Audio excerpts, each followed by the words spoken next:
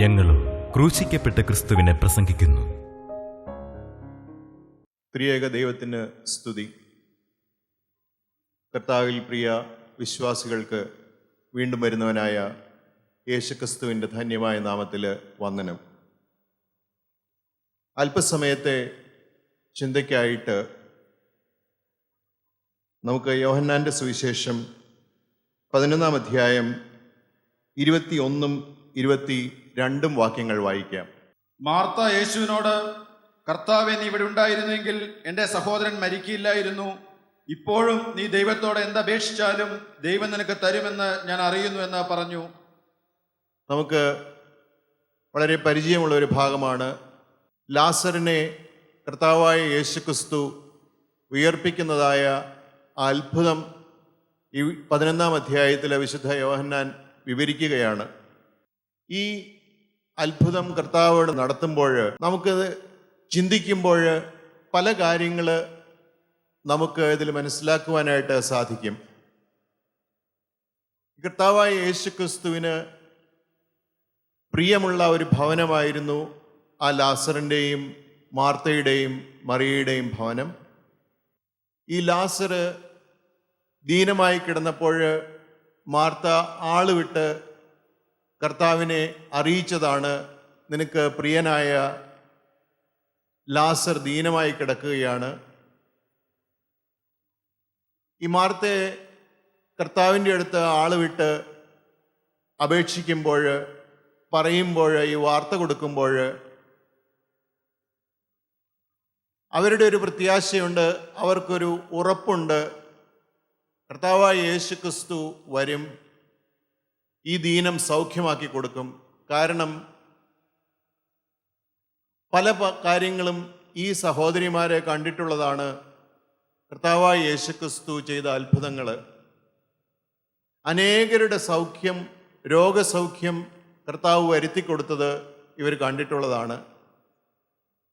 മരണത്തിലേക്ക് കടക്കുമെന്ന് ആ സഹോദരിമാർക്ക് ഒരു പ്രതീക്ഷ അല്ലെങ്കിൽ ഒരു ഡൗട്ട് ഉണ്ടായിരുന്നു കാണുകയില്ല, ഒരു സംശയം ഉണ്ടായിരുന്നു കാണുകയില്ല. എന്നാലും ദീനമായി കിടക്കുകയാണല്ലോ, പക്ഷേ ഇനി അബദ്ധവശാൽ അങ്ങനെ ഒരു അവസ്ഥ വന്നാൽ പോലും കർത്താവായ യേശുക്രിസ്തു നിശ്ചയമായും അത്ഭുതം പ്രവർത്തിക്കും. അവർക്ക് ഒരു ഉറപ്പുണ്ട്. കാരണം യായിറോസിൻ്റെ മകളെ ഉയർപ്പിച്ചത് അവർ കേട്ടിട്ടുണ്ട്. നയിൻ പട്ടണത്തിലുള്ള ആ വിധവയുടെ മകനെ ഉയർപ്പിച്ചതും അവർ കേട്ടിട്ടുണ്ട്. അപ്പോഴെന്തെങ്കിലും ഒരു പ്രശ്നം വന്നാൽ പോലും ഈ പ്രിയനായ ലാസറിനെ ഉയർപ്പിക്കും അല്ലെങ്കിൽ സൗഖ്യമാക്കും. ഈ സഹോദരിമാർക്ക് വളരെ ഉറപ്പാണ്. എന്നാൽ കർത്താവായ യേശുക്രിസ്തു 2 ദിവസം ഈ വാർത്ത കേട്ടിട്ടും ഒന്നും ചെയ്യുന്നതായിട്ട് നാം ഇവിടെ വായിക്കുന്നില്ല. കർത്താവ് ഇവിടെ വരുന്നത് ഈ ലാസർ മരിച്ച് 4 ദിവസം കഴിഞ്ഞതിന് ശേഷമാണ്. യഹൂദന്മാരുടെ അന്നത്തെ വിശ്വാസമനുസരിച്ച് 3 ദിവസം മരണത്തിന് ശേഷം കല്ലറയ്ക്കടുത്ത് ആത്മാവ് ഉണ്ടാകുമെന്നാണ് അവരുടെ ഒരു വിശ്വാസം. ഒരു 3 ദിവസത്തേക്കെങ്കിലും വന്നാൽ എങ്ങനെയെങ്കിലും രക്ഷപ്പെടും എന്നുള്ള ഒരു വിശ്വാസമാണ് അവർക്കുള്ളത്. എന്നാൽ 4-ാമത്തെ ദിവസം അവിടെ വന്നിട്ട് ഇനി ആശയ്ക്ക് ഒരു കാര്യവുമില്ല, പ്രതീക്ഷയ്ക്ക് ഒരു വകയുമില്ല. അങ്ങനെയുള്ള ഒരു അവസരത്തിലാണ് കർത്താവായ യേശുക്രിസ്തു ഈ ബഥാന്യയിലേക്ക് കടന്നു വരുന്നത്. ഈ ബഥാന്യ ആ ഗ്രാമത്തെക്കുറിച്ച് തന്നെ പറയുന്നത് മാർത്ത അല്ലെങ്കിൽ മാർത്തയുടെയും മറിയയുടെയും ഗ്രാമം എന്നാണ് അത് അറിയപ്പെടുന്നത് ഈ യോഹന്നാൻ്റെ സുവിശേഷത്തിൽ. അങ്ങനെയുള്ള ഈ സമയത്ത് കർത്താവായ യേശുക്രിസ്തു ഈ 4 ദിവസം കഴിഞ്ഞ് അവിടെ വന്നപ്പോൾ മാർത്തയോടും മറിയയോടും കർത്താവ് ഇടപെട്ട വിധങ്ങൾ നമുക്കൊരല്പസമയം ഒന്ന് ചിന്തിക്കാം. വളരെ പ്രയാസപ്പെട്ട് മനം കലങ്ങി കരഞ്ഞിരിക്കുന്ന ഈ സഹോദരിമാരോട് കർത്താവായ യേശുക്രിസ്തു ഏതെല്ലാം രീതിയിലാണ് ഇടപെട്ടത്, നമുക്കൊന്ന് അല്പസമയം ചിന്തിക്കുവാനായിട്ട് സമയം ചെലവഴിക്കാം. ഈ നാം വായിച്ചല്ലോ 11-ാം അധ്യായത്തിൻ്റെ 21-ാം വാക്യത്തിലും 22-ാം വാക്യത്തിലും മാർത്ത കർത്താവിനോട് പറയുകയാണ്, കർത്താവേ, നീ ഇവിടെ ഉണ്ടായിരുന്നുവെങ്കിൽ എൻ്റെ സഹോദരൻ മരിക്കുകയില്ലായിരുന്നു. അവൾക്ക് ഒരു ചെറിയൊരു പരാതി പറയുന്നത് പോലെയാണ് അവൾ പറയുന്നത്, നീ ഇവിടെ ഉണ്ടായിരുന്നുവെങ്കിൽ ഞങ്ങൾക്ക് ഉറപ്പുണ്ടായിരുന്നു എൻ്റെ സഹോദരൻ മരിക്കുകയേ ഇല്ലായിരുന്നു.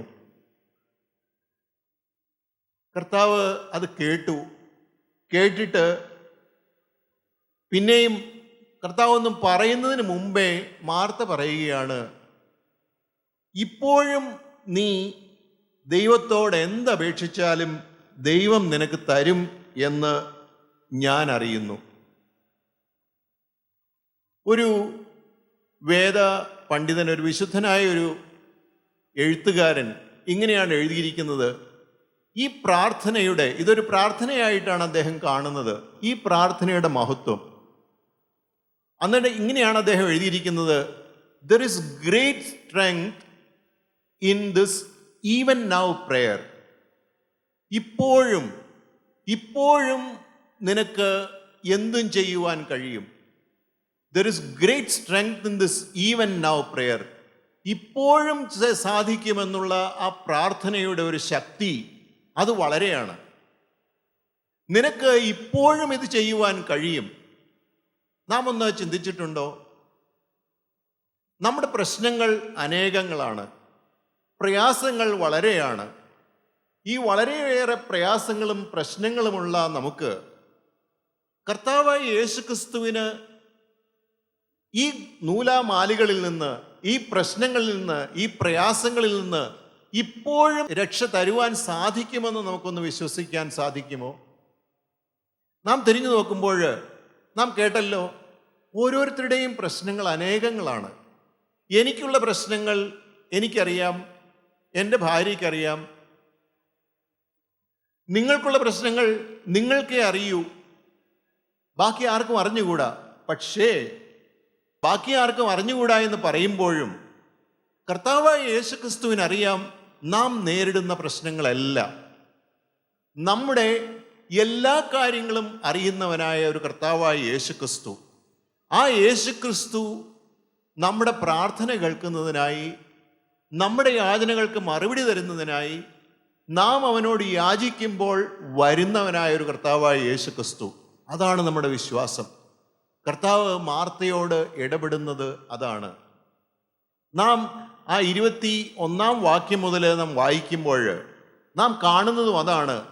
മാർത്തയുടെ വിശ്വാസം ബലപ്പെടുത്തുന്നതിന്, ശക്തിപ്പെടുത്തുന്നതിന്, ഉറപ്പാക്കുന്നതിന്, അതിനുള്ള കാര്യങ്ങളെല്ലാമാണ് കർത്താവോട് പറയുന്നത്.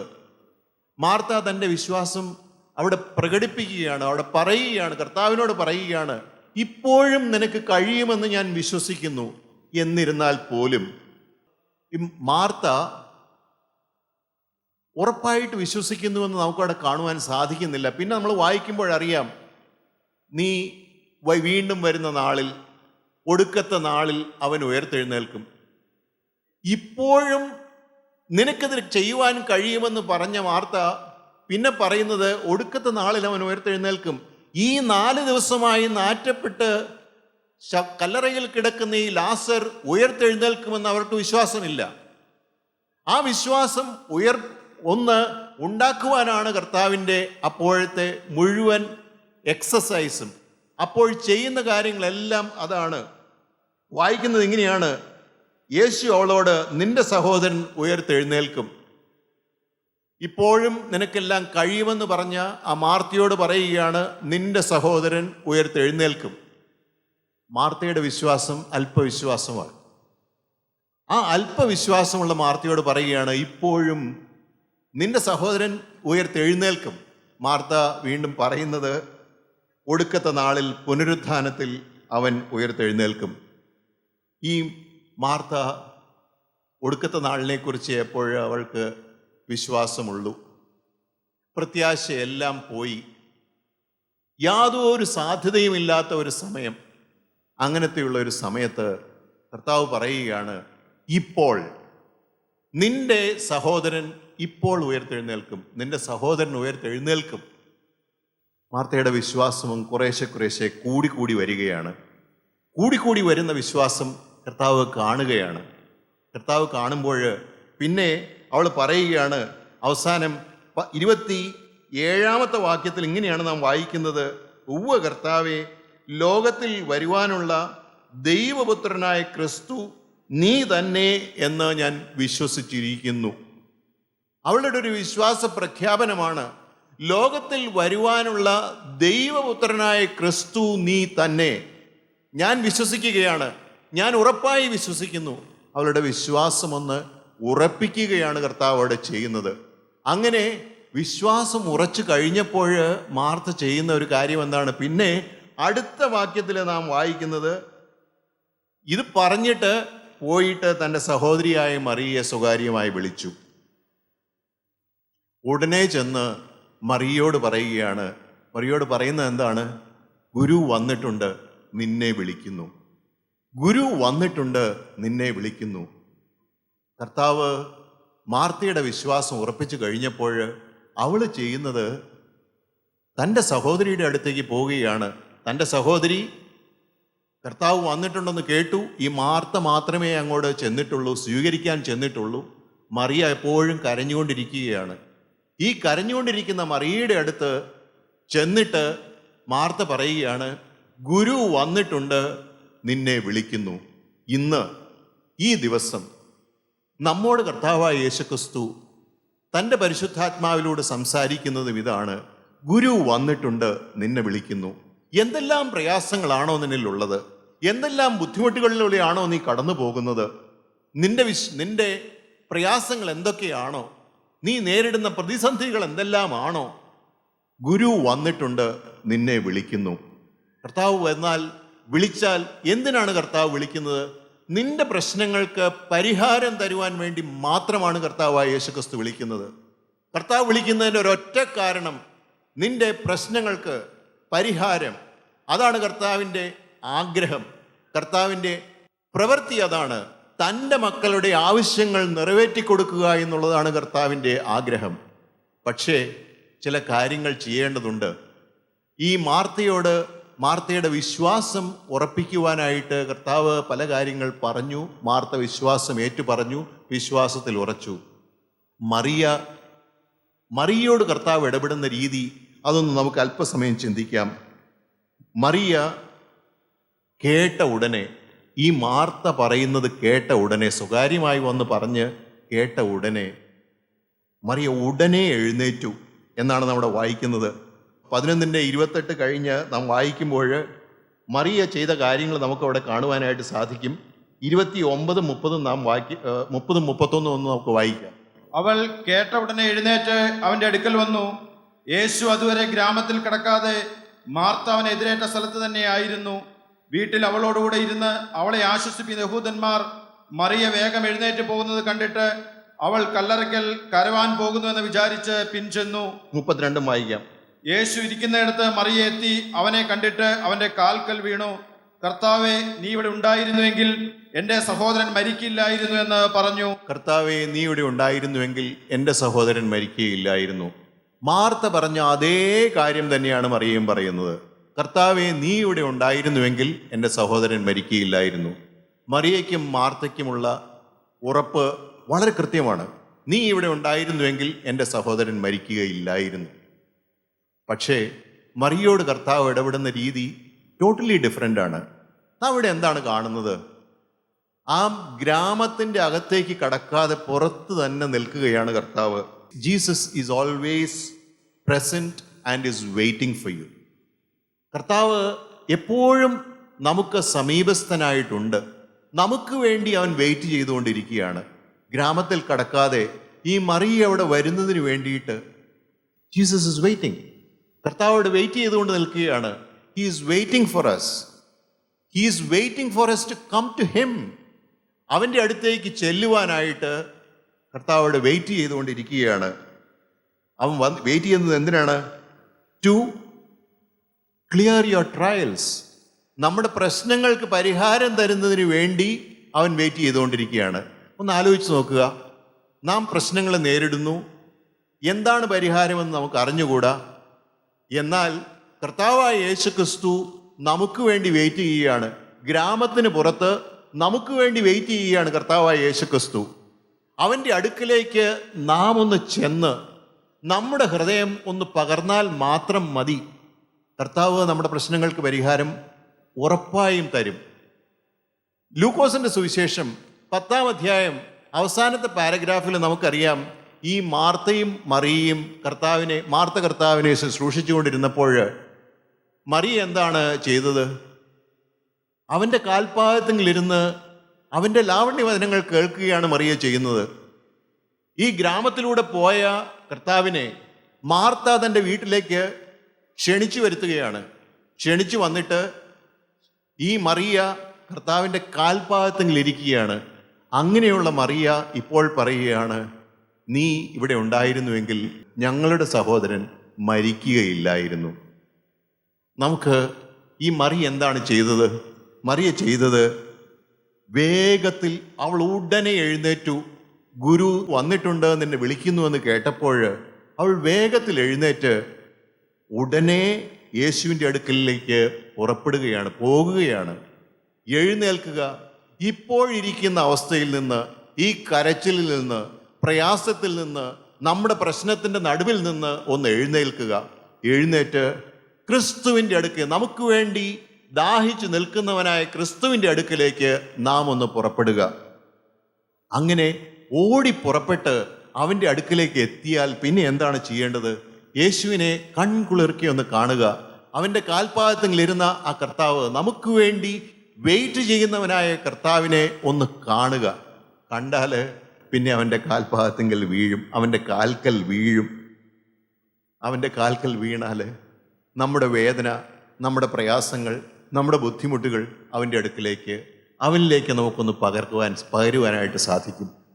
ഇപ്പോൾ ഈ സമയം നമ്മുടെ മധ്യത്തിൽ വാഗ്ദത്തത്തിൽ വിശ്വസ്തനായ കർത്താവ് നമ്മുടെ മധ്യത്തിൽ ഇറങ്ങി വന്നിട്ടുണ്ട് എങ്കിൽ, നമ്മുടെ മധ്യത്തിൽ ഇറങ്ങി വന്നിരിക്കുന്നവനായ കർത്താവായ യേശുക്രിസ്തുവിനെ നമുക്കൊന്ന് നമ്മുടെ ഹൃദയ കണ്ണുകൾ തുറന്നൊന്ന് കാണാമെങ്കിൽ, നമ്മളോട് യാചിക്കുകയാണ്, കർത്താവ്, ഞാനിവിടെ നിൻ്റെ പ്രശ്നങ്ങൾക്ക് പരിഹാരത്തിനായി വന്നിരിക്കുകയാണ്. നിന്റെ സഹോദരൻ മരിച്ചിരിക്കുകയാണ്, 4 ദിവസം കഴിഞ്ഞു, നാറ്റം വെച്ച് തുടങ്ങി. എന്നാൽ ഇപ്പോഴും നീ ഒന്ന് വിശ്വസിക്കുന്നുവോ? Can you believe? Even now I can do something for you. ഇപ്പോഴും എനിക്ക് നിങ്ങളുടെ സഹോദരനെ ഉയർപ്പിക്കുവാൻ സാധിക്കും. വിശ്വസിക്കാമോ? ഇപ്പോഴും നമുക്കൊന്ന് പ്രാർത്ഥിക്കാം. Can we take that strength from that even now prayer? നമുക്ക് ആ ഈവൻ നൗ, ഇപ്പോഴും ഉള്ള ആ പ്രാർത്ഥനയുടെ ശക്തി നമുക്കൊന്ന് ഉൾക്കൊള്ളുവാൻ സാധിക്കുമോ? എങ്കിൽ കർത്താവ് നമ്മുടെ പ്രശ്നങ്ങൾക്ക് പരിഹാരം തരും. വീണ്ടും ഈ മാർത്തയോടും മറിയയോടും പറയുകയാണ്, ഈ കല്ല് മാറ്റുവാനൊന്ന് പറഞ്ഞപ്പോൾ അവരുടെ വിശ്വാസമൊക്കെ കുറച്ചങ്ങ് താഴെ പോയി.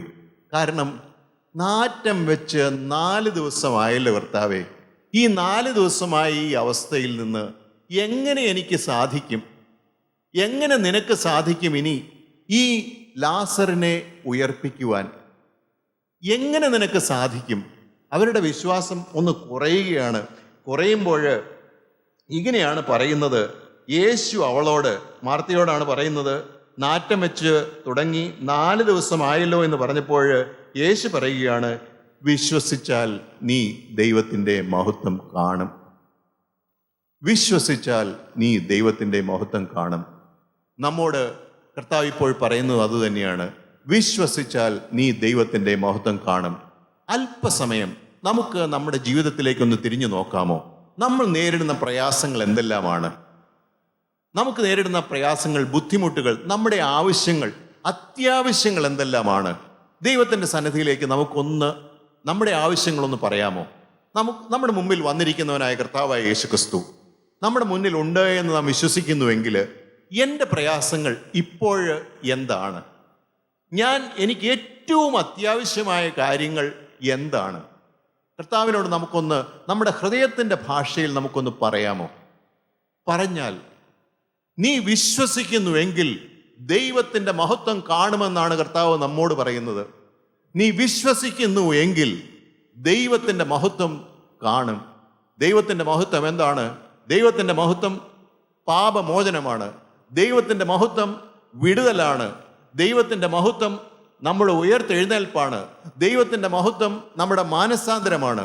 ദൈവത്തിൻ്റെ മഹത്വം നമ്മുടെ പാപങ്ങളിൽ നിന്നുള്ള വിമോചനമാണ്. ഇതെല്ലാം തരുവാനാണ് കർത്താവായ യേശുക്രിസ്തു നമ്മോട് സംസാരിക്കുന്നത്.